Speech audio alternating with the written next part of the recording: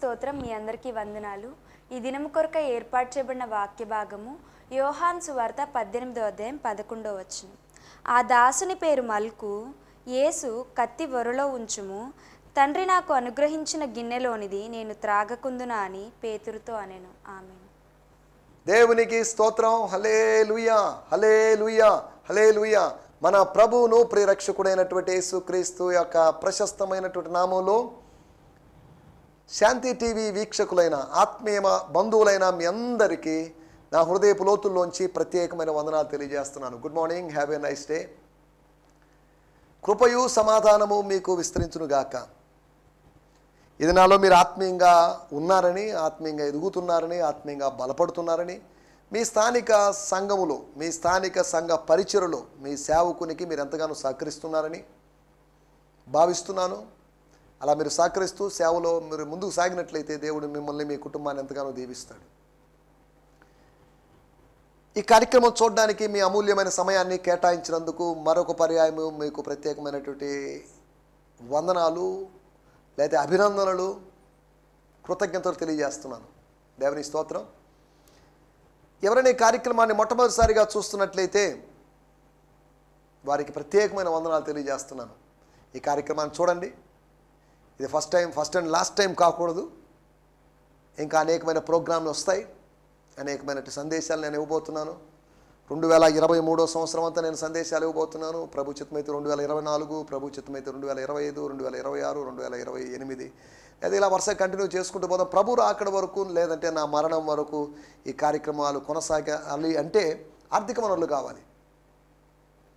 ఆర్థిక వనరులు ఇప్పటి వరకు దేవుడు ఇచ్చాడు, ఇక ముందు కూడా దేవుడు ఇస్తాడని నేను భావిస్తున్నాను. ప్రభు ఎంతైనా నమ్మదగినవాడు. యెహోవా ఈరే. అబ్రహాము దేవుడే మన దేవుడు. మనం సేవిస్తుంది అబ్రహాము దేవుడినే. అబ్రహాముకు అనుగ్రహించిన వాడు మనకెందుకు అనుగ్రహించడు? ఆయన తన సొంత కుమారుణ్ణి అనుగ్రహించుటకు వెనుదీయని వాడు ఆయనతో పాటు మనకు సమస్తాన్ని ఎందుకు అనుగ్రహించడు?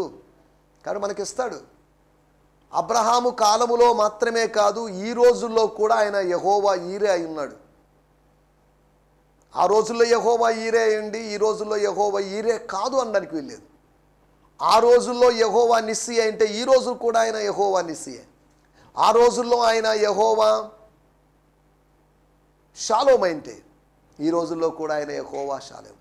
ఆ రోజు అనగా నిర్గమకాండం 15-16 అధ్యాయాల కాంటెక్స్ట్లో మనం ఆలోచిస్తే ఆ రోజు ఆయన యెహోవా రాఫా ఉన్నాడు.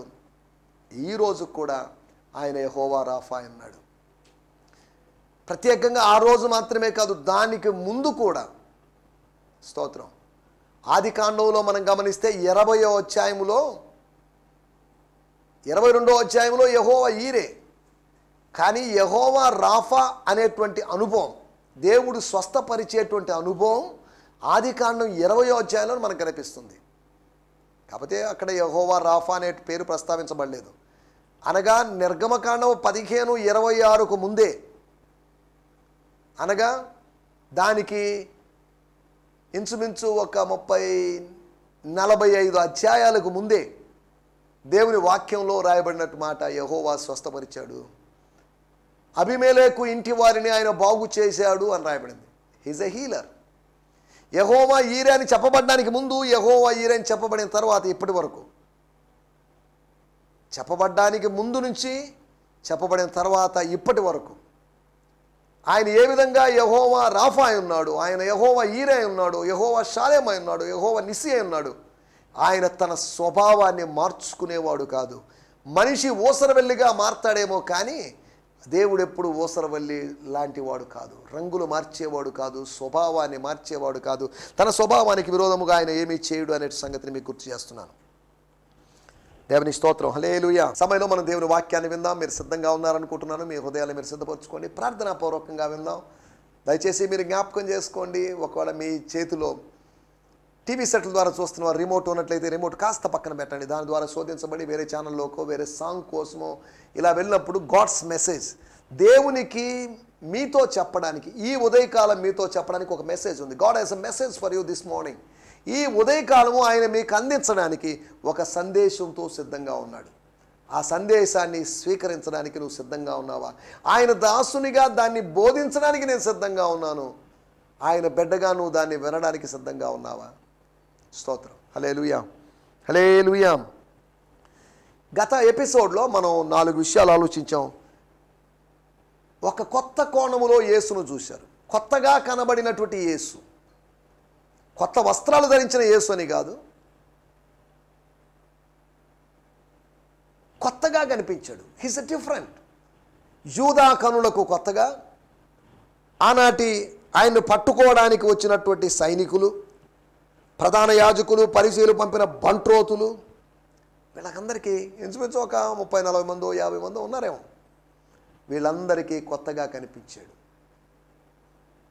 యేసు కొత్తగా కనిపిస్తాడు. ఒక వజ్రాన్ని ఒక చోట ఉంచి, ఒక డైమండ్ని ఒక చోట ఉంచి, దాన్ని వేరువేరు కోణాల్లో చూస్తే వేరువేరు విధాలుగా కనిపిస్తుంది. దాని సౌందర్యం వేరువేరు విధాలుగా కనిపిస్తుంది. కొత్త నిబంధనలో ప్రవేశించి మత్తయి సువార్తలో నుంచి చూస్తే యేసు ఒక విధంగా కనిపిస్తాడు. సువార్త అనేటువంటి వజ్రం యొక్క మత్తయి సువార్త అనేటువంటి కోణంలో చూస్తే ఆయన ఒక విధంగా కనిపించాడు. సువార్త అనేటువంటి వజ్రంలో నుంచి మార్కు సువార్త అనే కోణంలో చూస్తే, సువార్త అనేటువంటి వజ్రంలో నుంచి లూకా సువార్త అనేటువంటి ఆ కోణంలో చూస్తే, సువార్త అనేటువంటి వచనంలోంచి యోహాను సువార్త అనేటువంటి కోణం, ఈ 4 విధాలుగా ఆయన వేరువేరుగా, 4 విధాలు కాదు, ఎన్ని విధాలుగా ఆయన కనిపిస్తాయి. Is a different one. ఆయనకి ఎన్ని రూపాలు ఉన్నాయని కాదు దాని అర్థం. ఆయనలో వేరువేరు గుణాతిశయాలు ఉన్నాయి. మత్తయిలో ఆయన రాజుగాను, కింగ్ గాను, రెండోది యూదుల రాజుగాను, రెండోదిగా ఆయన మార్కు సువార్తలో సేవకుడిగాను, లూకా సువార్తలో ఆయన మనుష్య కుమారుడిగాను, యోహాను సువార్తలో ఆయన దేవుని కుమారుడిగా మనకు కనిపిస్తున్నాడు. దేవుని స్తోత్రం. ఇవన్నీ మనం ఎరిగిన విషయాలు నేను ఆయా సందర్భాల్లో కూడా గుర్తు చేశాను, ఇంటరాక్షన్లో కూడా మీకు గుర్తు చేశాను. దేవుని స్తోత్రం. హల్లెలూయా. మనం ఆలోచిస్తున్న విషయాల్లోకి వచ్చేద్దాం. ఇవన్నీ ఎందుకు చెప్పానంటే, యేసులో పడగొట్టినటువంటి ప్రభావాన్ని, ఆయనలో అంత శక్తి ఉంది, ఆయనలో అంత ప్రభావం ఉంది. నేనే అని చెప్పగానే అది విన్న వాళ్ళందరూ పడిపోయారు. చూడండి, వాళ్ళు ఏదో చేసి, వాళ్ళందరూ నిలబడండి, సైలెంట్గా ఉండండి, ఒక నిమిషం అని చెప్పి వాళ్ళందరినీ ఏదో విద్య ద్వారా వాళ్ళని పడద్రోయలేదు. కానీ నేనే ఆయన ధైర్యంగా చెప్పినప్పుడు, ఆయన ప్రకటించినప్పుడు, తానే వారు వెతుకుతున్న వ్యక్తి తానే అని ఆయన ఒప్పుకోలు చేసినప్పుడు, సమ్మతించినప్పుడు, నేను కాదండి, ఇంకా కొద్ది తోటలో లోపలికి వెళ్ళండి, ఇంకా ఎవరైనా ఉంటారేమో, వాళ్ళు ఎవరైనా క్యాచ్ చేయండి, నేను కాదండి, మేం కాదండి, మాకు వాళ్ళకి సంబంధం లేదండి అని ఆయన తప్పించుకోలేదు. స్తోత్రం. హల్లెలూయా. తప్పించుకునే స్వభావం కాదు ఆయనది, ధైర్యంగా ఎదుర్కొనేటువంటి స్వభావం. దేవుని బిడ్డల కూడా స్వభావం కూడా అలాగే పారిపోయే స్వభావం కాదు, పిరికి వాళ్ళ స్వభావం కాదు, పరాక్రమశాలుల స్వభావం లాగా మన స్వభావం ఉండాలి. నా వంటి వాడు పారిపోదగునా అని. స్తోత్రం. నెహెమ్యా అన్న మాటలు నెహెమ్యా గ్రంథం 6వ అధ్యాయంలో మనం చూడగలం. నా వంటి వాడు అంటే ఆయన ఏదో పెద్ద గనుడనో హీరో అని, వీరుడు సూర్యుడని కాదని అర్థం.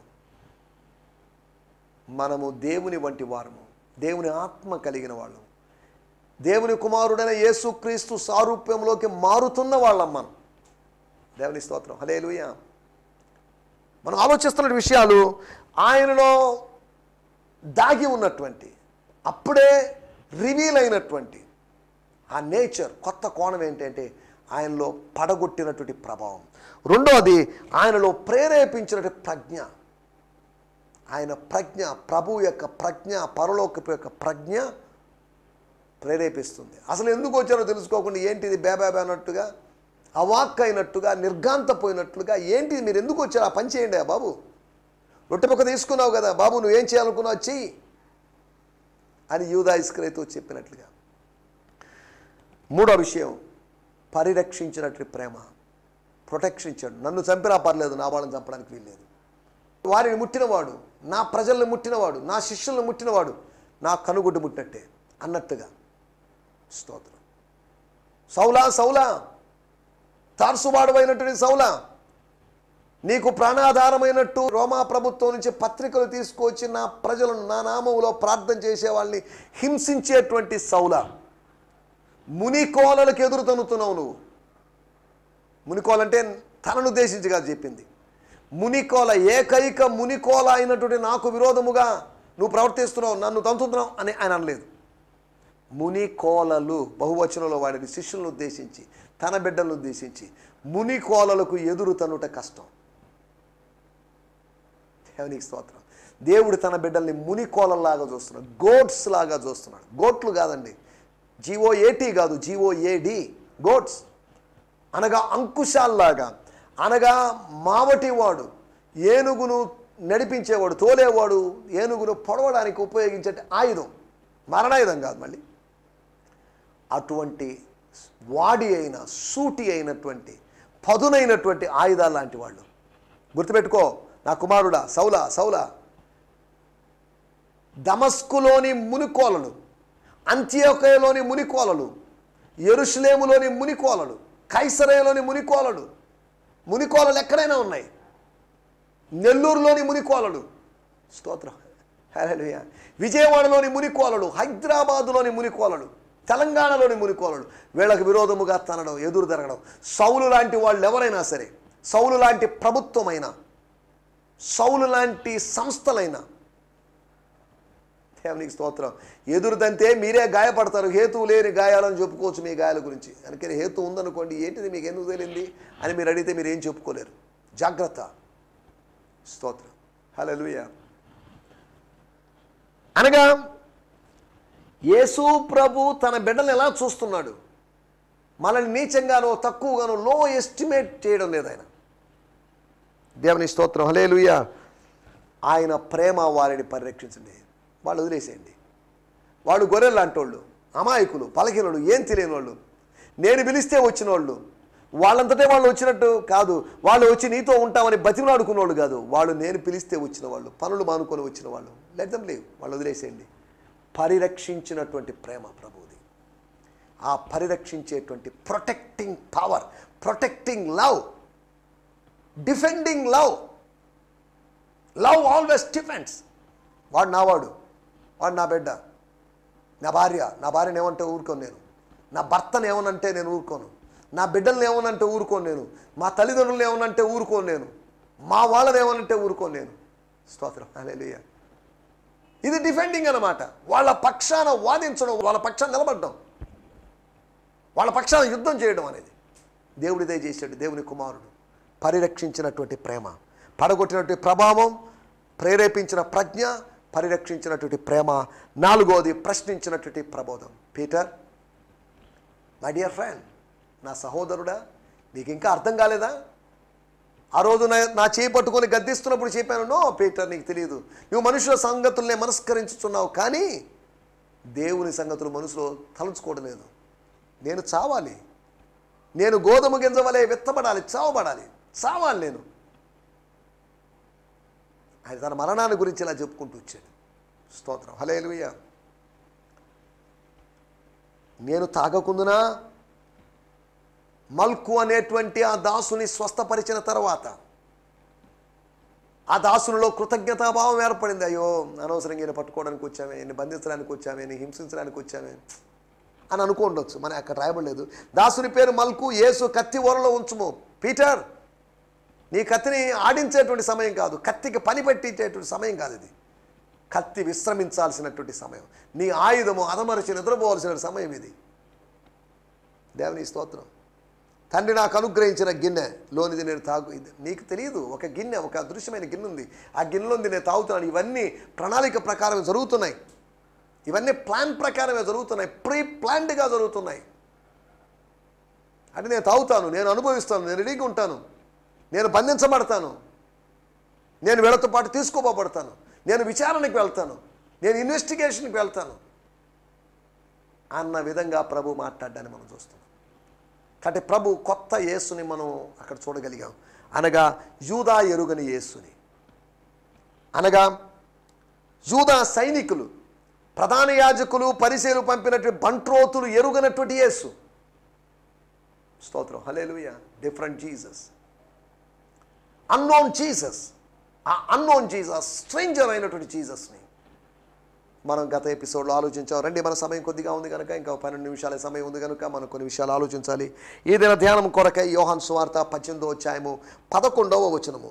Gospel according to John 18th chapter verse 11. ఆ దాసుని పేరు మల్కు. యేసు, కత్తి ఒరలో ఉంచుము, తండ్రి నాకు అనుగ్రహించిన గిన్నెలోనిది నేను త్రాగకుందునా అని పేతురుతో అనెను. చాలండి. యోహాను సువార్త 18వ అధ్యాయము 11వ వచనము వాడుక భాషలో కూడా చదువుకుందాం. దానికి ముందుగా నేను బ్రియాన్ సిమ్మన్స్ గారి టీపీటీ ద ప్యాషన్ ట్రాన్స్లేషన్ చదువుతున్నాను. జీసస్ ఆర్డర్ పీటర్ ఆజ్ఞాపించాడని, పేతురుతో అన్నాడని కాదు, order Peter put your sword away, అనగా నీ కత్తిని ఒరలో ఉంచమని కూడా కాదు, నీ కత్తిని పారేయి, సోడ్ అవే, పారేసేయి. Do you really think I will avoid the suffering? నువ్వేమనుకుంటున్నావు Peter? Shall I not drink the cup of sufferings assign me by father? Do you really think I will avoid the suffering which my father has assign మీ?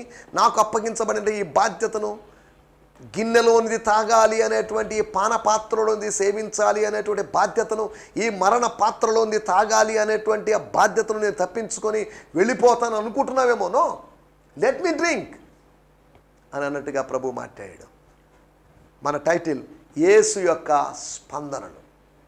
ఈ అధ్యాయాన్ని కొన్ని ధ్యానించినప్పుడు యేసు ఈ అధ్యాయంలో చూపించినటువంటి 4 స్పందనలు మీకు జ్ఞాపకం చేయాలని ఆశిస్తున్నాను. 4 రెస్పాండింగ్స్ ఆఫ్ జీసస్. యేసు ఎప్పుడు రెస్పాండ్ అవుతాడు గుర్తుపెట్టుకోండి. నీ ప్రార్థనకు రెస్పాండ్ అవుతాడు, నీ పరిచర్యకు రెస్పాండ్ అవుతాడు, నీ కన్నీటికి రెస్పాండ్ అవుతాడు, నీ ఆర్థిక సమస్యలకు రెస్పాండ్ అవుతాడు, నీ కుటుంబ సమస్యలకు రెస్పాండ్ అవుతాడు, నీ ప్రతి విషయానికి ఆయన రెస్పాండ్ అవుతాడు. ఆయన శిల కాదు, ఆయన విగ్రహం కాదు, ఆయన రాయి కాదు, ఆయన చెట్టు కాదు, ఆయన బొమ్మ కాదు. He would surely respond. కన్నులు కలుగు చేసిన వాడు కానకుండానా? చెవులు కలుగు చేసిన వాడు, కన్నులు నిర్మించిన వాడు కానకుండానా? చెవులు కలుగు చేసిన వాడు వినకుండానా? నీకు నాకు చెవుల్ని, నీకు నాకు మాత్రమే కాకుండా సర్వ ప్రపంచానికి చెవులు కలుగు చేసినవాడు, ఆదాముకు చెవులు కలుగు చేసి అతనిలో నుంచి సంతతిని తీసుకొని వచ్చినవాడు, జనసంఖ్యను విస్తరింపజేసినవాడు, ఇంచుమించు అందరికీ చెవులను అనుగ్రహించినవాడు, అందరికీ శరీరాన్ని అనుగ్రహించినవాడు, అందరికీ నేత్రములు అనుగ్రహించినవాడు, అందరికీ దేహమును అనుగ్రహించినవాడు స్పందించకుండా ఎలా ఉంటాడు? దేవుడు స్పందిస్తాడు. నిజమైన దేవుడు స్పందిస్తాడు. ఆయన చూచి చూడనట్లుగా ఉన్నప్పటికీ కూడా, ఆయన ఊరుకున్నట్లుగా ఉన్నప్పటికీ కూడా, ఆయన మౌనంగా ఉన్నప్పటికీ కూడా, still he seems to be silent, he seems to be cool, but he still responds. ఆయన రెస్పాండ్ చేస్తాడు. దేవుని స్తోత్రం. యేసు యొక్క 4 స్పందనల గురించి మనం ఆలోచించబోతున్నాం. మొట్టమొదటి విషయము మనం ఆలోచిస్తున్నట్టు విషయము యోహాను సువార్త 18వ అధ్యాయము 4వ వచనము మరియు 7వ వచనము. యేసు తనకు సంభవింపబోనన్నీ ఎరిగిన వాడే వారి వద్దకు వెళ్ళి, అనగా తనను పట్టుకోవడానికి వచ్చిన వారి వద్దకు వెళ్ళి 30-40 మంది దగ్గరికి వెళ్ళి, మీరు ఎవరిని వెతుకుతున్నారని వారిని అడిగాను. 7వ వచనం, మరలా ఆయన మీరు ఎవరిని వెతుకుతున్నారని వారిని అడిగాను. అందుకు వారు నజరేయుడైన యేసునని చెప్పాను. స్తోత్రం. హల్లెలూయా, హల్లెలూయా, స్తోత్రం. యేసు యొక్క స్పందన ఎప్పుడు స్పందించాడు? when they were in confusion he responded. ఆయనకు అర్థమైపోయింది, ఎతుకుతున్నారు, వీళ్ళు కాదేమో, వీళ్ళెవరో ప్రార్థన చేసుకునే వాళ్ళలాగా ఉన్నారు, వీళ్ళు చూస్తే ఈ 11 మంది ఎంతమంది ఉన్నారు మరి తెలియదు ఆ చీకట్లో, కొంతమంది లెక్కలోకి వచ్చారు, వాళ్ళు కొంతమంది నిద్రపోతున్నారు, వీళ్ళు కాదేమోలే. ఒక కన్ఫ్యూషన్కి గురయ్యారు. శత్రువు మనల్ని కన్ఫ్యూషన్లోకి గురి చేస్తాడు. అదే సమయంలో దేవుడు కూడా శత్రువుల్ని కన్ఫ్యూషన్లోకి గురి చేస్తాడు, గుర్తుపెట్టుకోవాలి. అలనాడు మిథ్యానీయుల యొక్క పాలెంలో కన్ఫ్యూషన్కి గురై మెలకు వచ్చినాడు, పక్కనోడిని చంపేశాడు. ఇలా ఒకరినొకరు చంపుకున్నారు. మిథ్యానీయుల్ని ఇశ్రాయేలును చంపలేదు, మిథ్యానీయులే చంపుకున్నారు. శత్రువుని శత్రువే చంపుకునే విధంగా ఒక అయోమయాన్ని దేవుడు కలుగు చేశాడు. తన మిత్రులకి, తన సేవకులకి, తన జనాంగానికి విజయాన్ని అనుగ్రహించడానికి శత్రు శిబిరంలో కలవరాన్ని కలుగు చేశాడు. నిన్ను నాశనం చేయడానికి నీ జీవితంలో, నీ జీవిత శిబిరంలో, నీ ఇంటిలో, నీ కుటుంబ శిబిరంలో కలవరాన్ని కలుగు చేస్తాడు అపవాది. మొట్టమొదటి విషయం మనం ఆలోచిస్తున్న విషయం, అయోమయం తొలగించాలని ఆయన స్పందించాడు. వాళ్ళు ఎతికే, అరే ఈయన కాదు వెళ్ళిపోదాం పండి, అరే సారీ అండి నేను ఇక్కడ ఖచ్చితంగా ఉంటాడు అనుకున్నాను, ఇక్కడ లేడు, ఇంకా వేరే ఎక్కడికైనా వెళ్దాంలేండి అని యేసు ప్రభువుని తప్పించుకొని, యేసు ప్రభువుని కాదనుకొని యూదా ఇస్కరియోతు వెళ్ళలేకపోయాడు.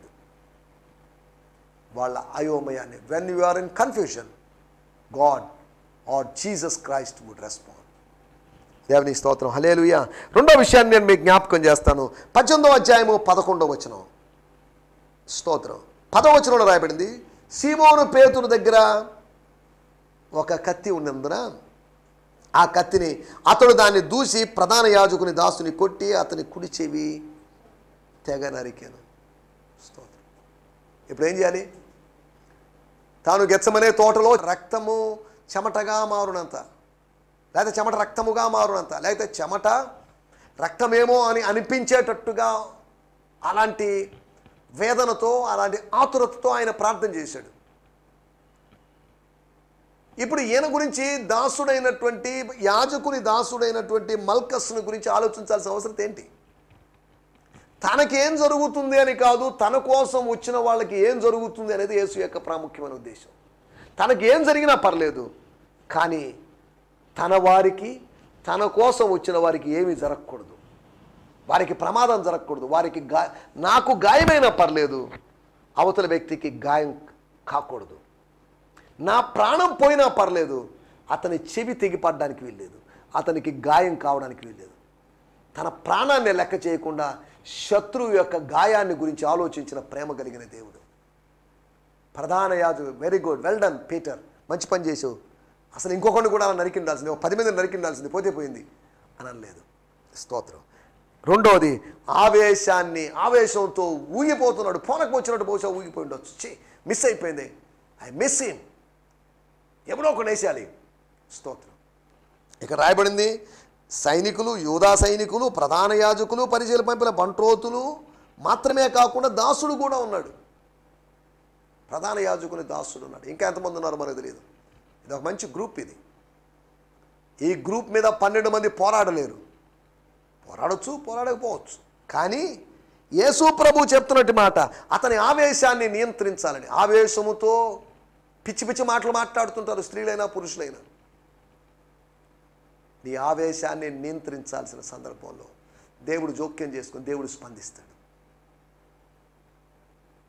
When you are in short temper, when you are in anger, he would deal, he would interfere. Cool Peter. No, ఆవేశపడకు. దుడుకు పేతురు, ఎందుకు ఈ దుడుకుతాను, ఇప్పుడు అవసరమా అన్నట్టుగా కూల్గా ఉండమని చెప్పాడు. నీతో కూడా దేవుడు ఇప్పటికీ ఇంత మట్టుకు తాలుకోండి, హలో ఇంకెక్కువ చేయొద్దు, ఓవర్ చేయొద్దు, టూ మచ్ చేయొద్దు అన్నట్టుగా చెప్పాడు. దేవుని బిడ్డలారా, ఎప్పటివరకు చేసిందేదో చేశాం, ఇక మీదట ఎక్కువ చేయొద్దు. టూ మచ్గా చేస్తారేమో జాగ్రత్త. సేవన గురించి కాదు నేను మాట్లాడేది, లౌకికమైన విషయాల గురించి మాట్లాడుతున్నాను. ఒకటి, అయోమయాన్ని తొలగించాలని స్పందించాడు యేసుప్రభు. రెండోది, ఆవేశాన్ని నియంత్రించాలని యేసుప్రభు స్పందించాడు. మూడో విషయాన్ని నేను మీకు జ్ఞాపకం చేస్తాను. యోహాను సువార్త 18వ అధ్యాయం 20 మరియు 21 వచనాలు. యేసు, నేను బహాటముగా లోకము ఎదుట మాట్లాడి తిని, యూదులందరూ కూడివచ్చు, సమాజ మందిరములోను దేవాలయములోను ఎల్లప్పుడూ బోధించుదని. అప్పుడప్పుడు బోధించుదని కాదు, విశ్రాంతి దినములప్పుడు బోధించుదని కాదు, ఎల్లప్పుడూ బోధించుదని. సమాజ మందిరములో బోధించాను, దేవాలయంలో బోధించాను, రహస్యముగా నేనేమీ మాట్లాడలేదు. ఎందుకు ఇవన్నీ చెప్తున్నాడు? ఎప్పుడు చెప్పాడు? 19వ వచనంలో ప్రధాన యాజకుడు ఆయన శిష్యులను గురించి, ఆయన బోధన గురించి యేసును అడగ్గా, నాదేమో సీక్రెట్ మినిస్ట్రీ కాదండి, అలాగని పబ్లిసిటీ కోసం తాపత్రయపడి పబ్లిసిటీ ఇచ్చుకునే మినిస్ట్రీ కూడా కాదు, నేను ఏమీ బోధించలేదు. బోధించాను, సీక్రెట్గా కాదు నేను చేసింది. పస్కా పండక్కి, పరశాల పండక్కి, దేవాలయ ప్రతిష్ట పండక్కి, యూదుల వేరొక పండగ సమయంలో నాకు అవకాశం దొరికిన పండగలన్నింటిలో నేను మాట్లాడాను. స్తోత్రం, హల్లెలూయా. మూడో విషయాన్ని నేను మీకు జ్ఞాపకం చేస్తున్నాను. ఆత్మీయ సేవను గుర్తు చేస్తున్నప్పుడు, ఆత్మీయ సేవను మరిచిపోయినప్పుడు, గత కాలంలో జరిగినటువంటి ఆత్మీయ విషయాలను మర్చిపోయినప్పుడు, ప్రధాన యాజకుడు ఆయన శిష్యులను గురించి ఆయన అడిగినప్పుడు, ఆయన నా శిష్యులతో మీకేం పని, నా బోధతో మీకేం పని విన్నారు కదా. కొత్త బోధలాగా మీకు అనిపించింది, దుర్బోధలాగా మీకు అనిపించుండొచ్చు, కానీ గుర్తుపెట్టుకోండి, ఇవన్నీ నేను బాహాటంగా చేశాను, బహిరంగంగా చేశాను. స్తోత్రం. సీక్రెట్గా చేసిందేం కాదు. యూదయాలోనైనా, గలిలయలోనైనా, సమరయలోనైనా నేను బాహాటంగా చేశాను. స్తోత్రం, హల్లెలూయా. యేసుప్రభు ఇలా ఆత్మీయ సేవను గుర్తు చేయాల్సినప్పుడు కొన్నిసార్లు గుర్తు చేసుకోవాలి. స్పిరిచువల్ మినిస్ట్రీని, when you forget about the old ministry, how God used you in the past, then God would deal, then God would respond. ఆ సందర్భంలో హిజ్కియా చేసింది జ్ఞాపకం చేసుకున్నాడు, ఆయుష్ను పొడిగించాడు. నువ్వు నేను చేసింది కూడా ఆయన కోసం. ఏం చేస్తున్నావు? ఆయన కోసం పాడింది, ఆయన కోసం ప్రసంగం చేసింది, ఆయన కోసం ప్రయాణం చేసింది, ఇవన్నీ ఆయన జ్ఞాపకం చేసుకుంటాడు. ఇవన్నీ మర్చిపోయాడు కాదు. స్తోత్రం, హల్లెలూయా. ఆత్మీయ సేవను గుర్తు చేయాల్సినప్పుడు, లేకపోతే ఆత్మ సంబంధమైన సమాచారము అడిగినప్పుడు ఆయన స్పందిస్తున్నాడు. 4వ విషయం నేను మీకు జ్ఞాపకం చేస్తాను. 18వ అధ్యాయము 23వ వచనం. ఆయన ఈ మాటలు చెప్పినప్పుడు దగ్గర నిలిచిన బంట్రోతులలో మాటలు చెప్పినప్పుడు, అనగా 20-21 వచనాలు చెప్పండి. మాటలు చెప్పినప్పుడు, ఆయన ఈ మాటలు చెప్పినప్పుడు దగ్గర నిలిచి ఉన్న బంట్రోతులలో ఒకడు, ప్రధాన యాజకునికి ఇలాగ ఉత్తరం ఇచ్చుచున్నావా అని చెప్పి యేసును అరచేతులతో కొట్టెను. అందుకు యేసు 23వ వచనమ్మా. యేసు, నేను కాని మాట ఆడిన ఎడల ఆ కాని మాట ఏదో చెప్పుము. మంచి మాట ఆడిన ఎడల నేల కొట్టుచున్నావు అనను. అందుకు యేసు. ఎందుకు యేసు? లేదంటే ఇంకా చెప్పాలంటే అప్పుడు యేసు, స్పందించినటువంటి యేసు. మౌనంగా అవరే కొట్టారు కదా సైలెంట్ అయిపోదాం అనుకోని కాదు, కొట్టినప్పుడు మాట్లాడాడు. గాడిద కొట్టబడినప్పుడు యెహోవా నోరు తెరిచాడు కాబట్టి అది మాట్లాడి, నన్ను ఎందుకు కొడుచున్నావు అని అడిగింది. సంఖ్యాకాండం 23వ అధ్యాయంలో. ఇప్పుడు ఆయన స్పందిస్తున్నటువంటి సందర్భం, ఆలోచింప చేయాలని ఆయన స్పందిస్తున్నాడు.